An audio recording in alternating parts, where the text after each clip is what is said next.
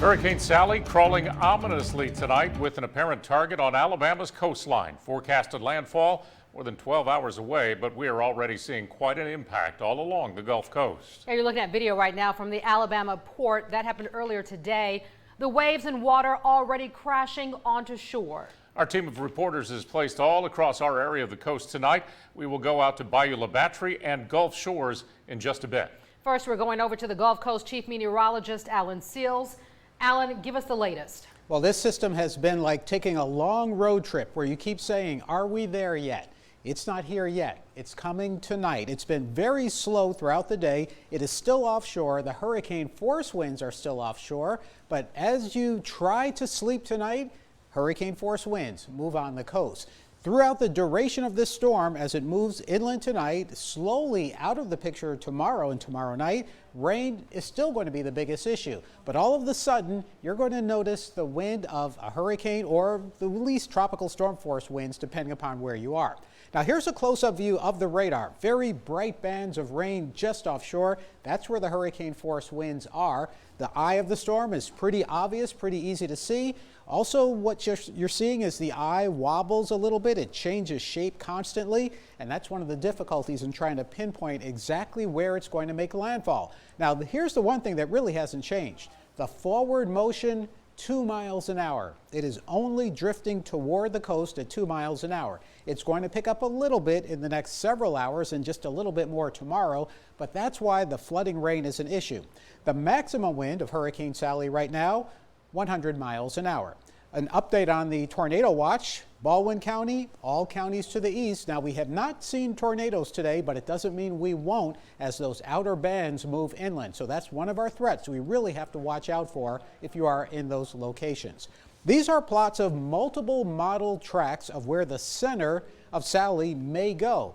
They are extremely spread apart for a storm that is basically a half a day away from landfall, and that's simply because it's been drifting, and when storms drift and the steering winds are really light, it is very much harder to pinpoint where that center is going to cross the coast. So I'll show you this one model, just gives you a kind of a center point idea. 10 o'clock this evening, look at the winds projected north of I-10, 20, 30 miles an hour. Places like Fairhope, Gulf Shores, 40, 50 miles an hour. Dauphin Island should catch your eye. And then especially after midnight, as the outer rain bands, that hurricane force eye wall moves onshore, Dauphin Island can be looking at winds of 80 miles an hour. That's the steady. It'll gust to 90, 95, maybe 100, and very similar for the tip of the Fort Morgan Peninsula. Little less at Gulf Shores, Orange Beach, still 70 miles an hour is substantial. And by the way, if you are in a condo anywhere along our coastline, a new condo, they're strong. Obviously, stay away from the windows. Nonetheless, if you are in a really tall one, the wind on the higher floors will be higher than the wind on the lower floor. So you have to add some numbers to these if you are very up high. 56 mile an hour winds in the early morning at Gulf Shores, and then along the coast, 40, 50, 55 miles an hour as we go into the middle of the morning. This one model shows the center crossing land early.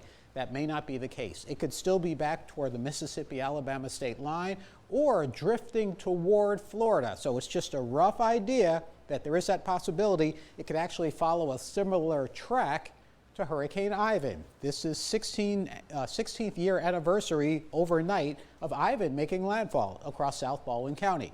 In red, those are tropical storm force winds. So even by noon tomorrow, if you're in Clark County, Connecticut County, you can still see steady winds, 35 to 40 miles an hour.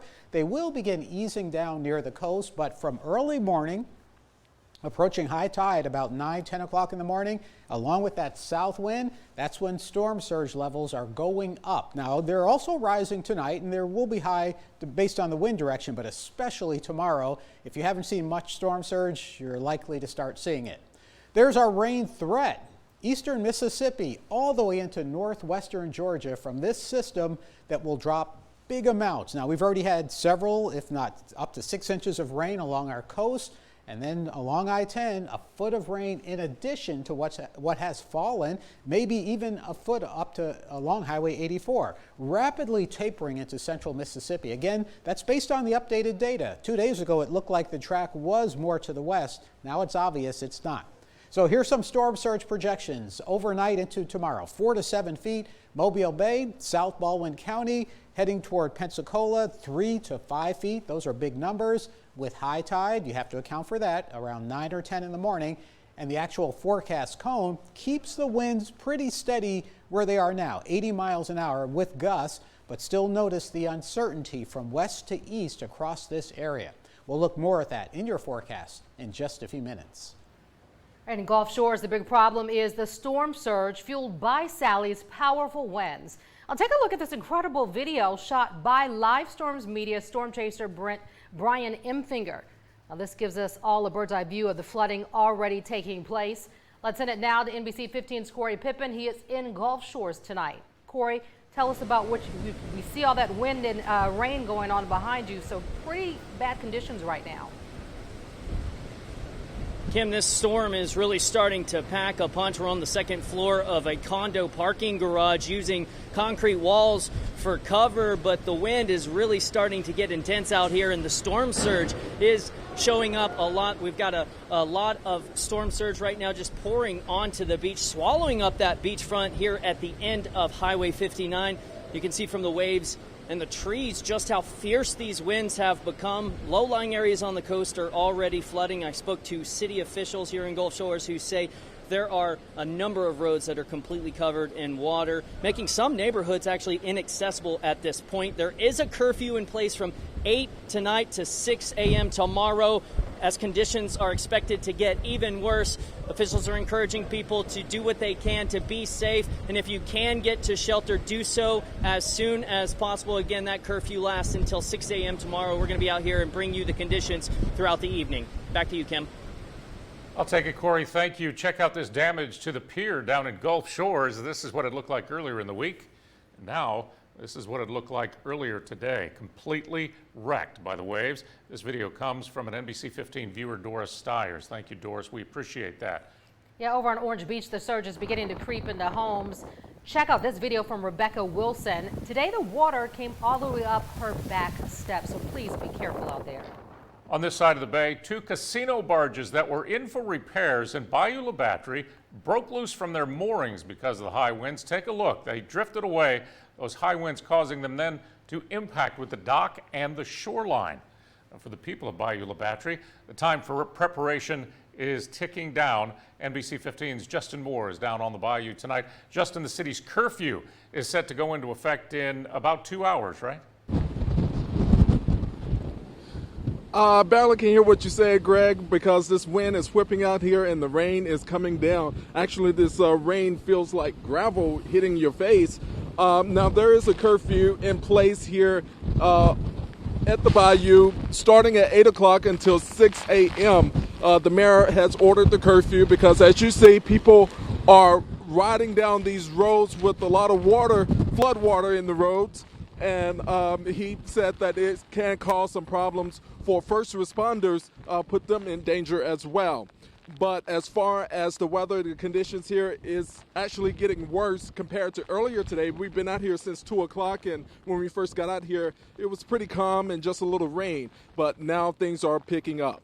Live here at the bayou, Justin Moore, NBC 15 News. Justin, thanks so much. And a little further south on Dauphin Island, Sally's showing her strength down there, tossing boats at that marina. It's going to be a long night for those vessels. This video comes from Live Storms Media, Brian Emfinger. You can see the waves crashing over the dock there. They've also covered the causeway heading to the island, officials closing the only way onto and off the island earlier today. Let's go over to downtown Mobile now, an area known for flooding. That's where we'll find NBC 15's Laura Barczewski. Laura, you spoke with the mayor earlier today. His concern is not just flooding, but what that water could do. Yeah, with the ground so saturated, Kim, right now, they're very concerned about these trees like this one. They cover downtown. They're all over, especially here on Government Street where we are. We've already seen the wind just shake and rock this tree, so much so that I can see how they could be concerned. This could cause issues if they're downed and uprooted due to the saturated ground. You can see the wind just shaking this tree, and it hasn't even really gusted up that much from where we are. We can see it's already tossed a lot of debris around here, around this area, and they're thinking that these trees are the main concern because they can get easily uprooted, tossed onto a house, things of that nature, causing issues if they're laying on the road. And if we walk out this way, you can see there are some houses over this way, and that's one of the other big concerns, is that if a tree is too close to a house, we know what can happen. That tree can get tossed into that house, and that's one of their main concerns. You start having a sustained wind, 50 mile an hour plus for an extended period of time, it's just going to uproot some of those trees, and that causes all kinds of problems. It can cause problems for homeowners, for the power company, for transportation, through our main corridors because of all the trees that we do have. Mayor Simpson says they are prepared for those power outages that he was talking about. They have hundreds of crews on standby to take care of that and also take care of these trees should they be thrown into the roadway or onto power lines. Reporting live in downtown Mobile, Laura Barcheski, NBC 15 News. Laura, thank you. Also downtown, a sight not many of us are used to. Look at this. The Department of Transportation crews actually closed the Bankhead Tunnel this morning. After shutting the doors, a truck full of sand filled 8 massive bins to prevent flooding. Let's take a look down at the causeway across Mobile Bay right now. As you can see, the tide is falling, so the water hasn't spilled over it just yet. Folks still on the causeway. The ramp to the Bayway is still open. Because of the curfew, the causeway will officially be closed at dusk around 7:30 tonight, so be advised. Today I spoke with Governor Kay Ivey about the state of emergency. We're going to bring you some of that interview after the break. But first, danger on the water, how this boater learned just how strong Hurricane Sally is the hard way.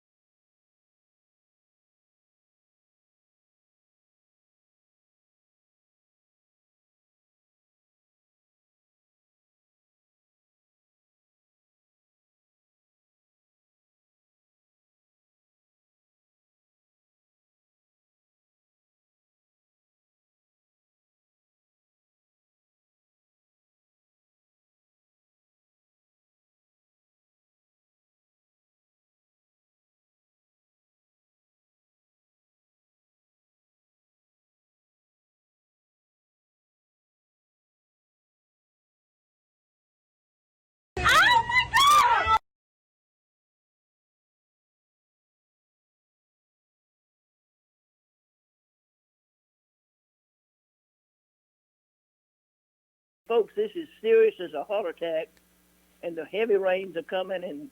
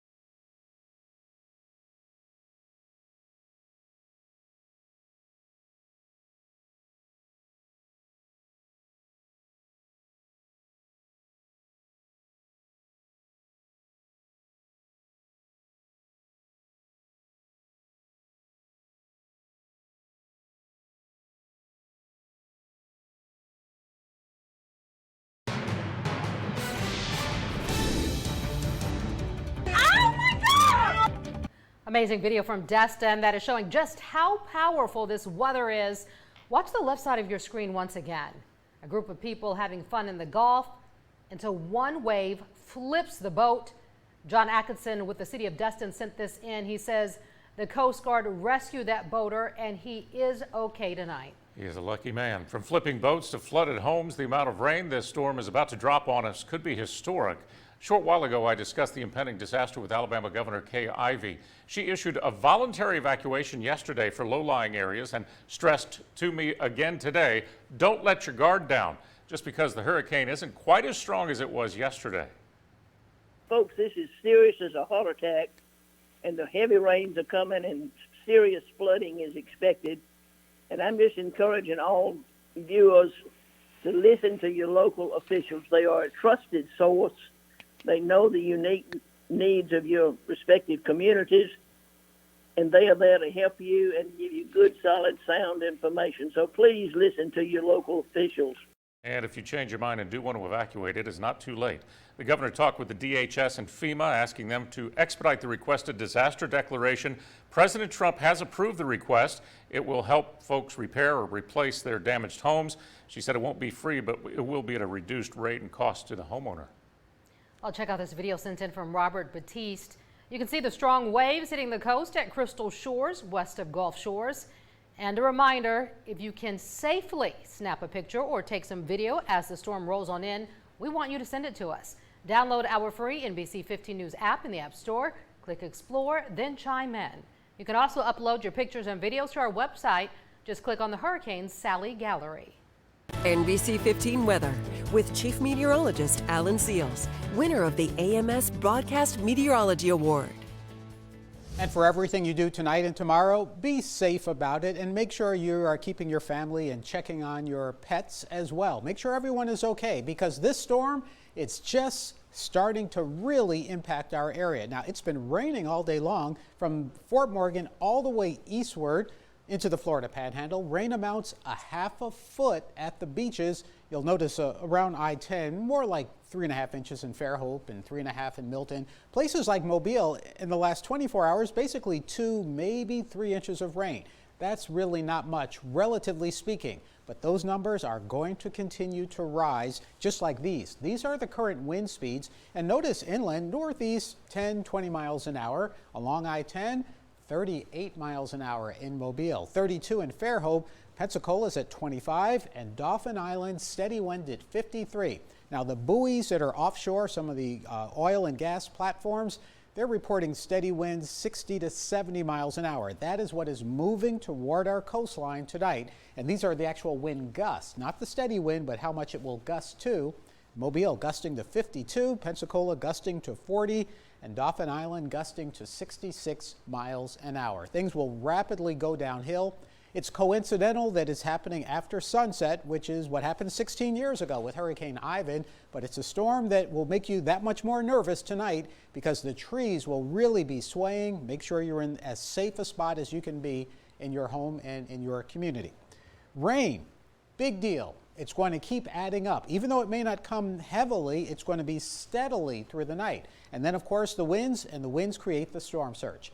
Here's a close-up view of the eye of the storm on radar. Here's our coastline. There's the eye. And right now, the eye is about 40 miles offshore. It looks like it's about 30 miles across. Not unusually small or large, but very heavy rain on the north side of it. That's where the strongest winds are right now. And that's what is about to get onto the coastline, but very slowly. It's only moving northward at 2 miles an hour. That's why it's going to be a big rainmaker. And all those you saw in green, those were flash flood warnings, which are basically in the same spot where you have a threat for isolated tornadoes. So current threat, flash flooding, as I mentioned, south of I-10 all the way to the Mississippi state line, and then possible threat tornadoes tonight going into tomorrow. I mentioned the computer forecast models, and forecast models don't control the weather. A lot of times you see the model shift and you say, oh, the storm is shifting. Well, no, it's the model trying to keep up with reality. And right here, it's obvious the models don't have a handle on reality because we don't know. This system is moving so slowly.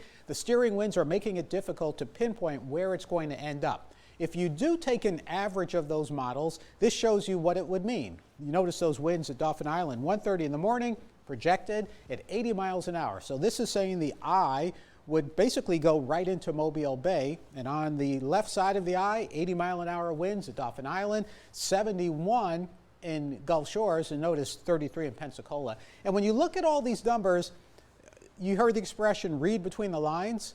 It's called interpolation. So if you are, say, in Chatham or Tibby versus Mobile, you're just subtracting a few to get halfway between 22 and 33. That would be your wind speed there. Same thing on Fort Morgan, though. If it's 71 in Gulf Shores, it's going to be 65 in Orange Beach, just a little bit less as you move farther away. 5 o'clock in the morning, if this makes landfall at that point, which it looks like it's not going to make it that soon, but if it does, it shows those strong winds moving into southern Baldwin County. In this scenario, Mobile would have northerly winds, which is a better direction, but Baldwin County, Escambia County, Santa Rosa County, southerly winds increasing the storm surge, and the normal high tide peak is 9 or 10 in the morning. So storm surge could become a big issue to the east of wherever it makes landfall. Through the morning, tropical storm force winds 40 miles an hour or greater go inland, and only slowly do the winds subside at the coastline. That's a live view at Gulf Shores, and it's only going to get worse. It's going to get more dangerous and more extreme. So here's the forecast cone showing you the projected wind speed. So right now it's not likely to change too much in terms of wind speed. It could fluctuate a bit, but either way, landfall could easily be as far east as Pensacola or as far west as Pascagoula. So this is where we stand right now, watching still the uncertainties with this particular storm. You've got to keep up with this forecast. Your 7-day tracker, rain 100%. That's the easy part, but it's going to be too much rain, which will be the difficult part for many of us. Once we're past tomorrow, though, things rapidly improve, and we'll enjoy some nights this weekend in the 60s. All right, Alan, thanks. Sally continues to crawl toward our area, almost in the footsteps of another storm that hit our area. After the break, remembering the storm that made landfall at almost exactly the same moment 16 years ago.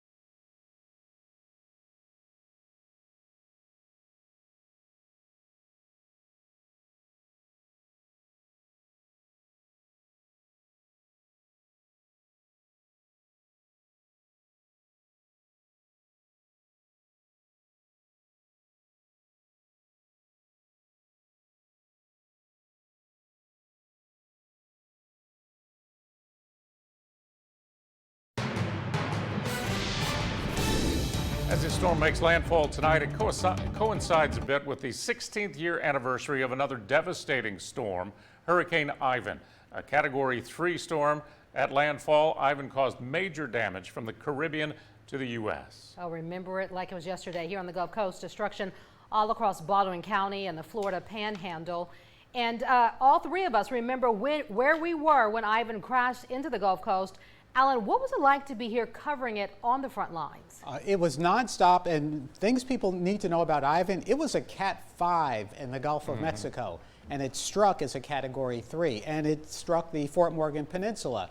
It was a storm that had huge impact across southern Baldwin County, and as we kept up with the forecasting, what we didn't hear at the time was the 911 calls that people were making. Once we heard them a week later, you hear the desperation in people's voices who made the wrong decision of not getting out of the way of harm. Some of you may also know that when Ivan went inland, and these are wind forecasts right now, when Ivan went inland, Grand Lagoon, several, if not half a dozen people lost their lives due to storm surge. So I think the key here, Alan, is heed the warnings. It's not too late to evacuate. It is going to be serious. If you hear our voices and you haven't done so in your low-lying areas that are prone to flood, now's the time, right? Right. All right, Alan, thanks so much. That's going to do it for NBC 15 News at 6. We'll be back with the very latest news, weather, and sports tonight at 7 on UTV 44, and with continuous cover of Sally at 10.